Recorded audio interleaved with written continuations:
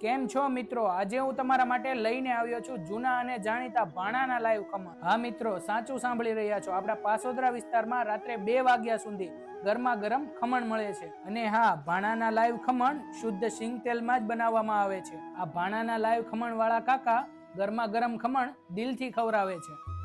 ભાઈ, આ ભાણાના ખમણ છે રાતે કેટલા વાગ્યા લગીને ઓપન હોય છે? રાતે અમે ભાઈ છે ને 12 વાગ્યા સુધી એને ખાવાનું મન થઈ જાય ખમણ ખાવાનું, એટલે ડાયરેક્ટ અમે અહીંયા જ આવી ભાણાના ખમણ ખાવા.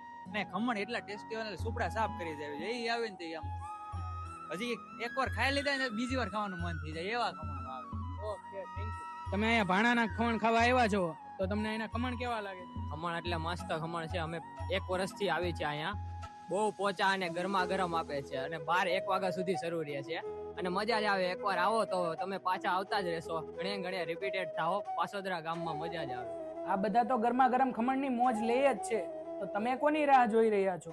ભાણાના લાઈવ ગરમા ગરમ ખમણ ચેહરમાના મંદિરની સામે એકદમ ચોકડી પર જ આવેલા છે. અને હા, સાચું કહું છું, કાકા દિલથી ખવડાવે છે. તો એકવાર આવવાનું ભૂલતા નહીં અને મિત્રોને પણ સાથે લઈને આવજો.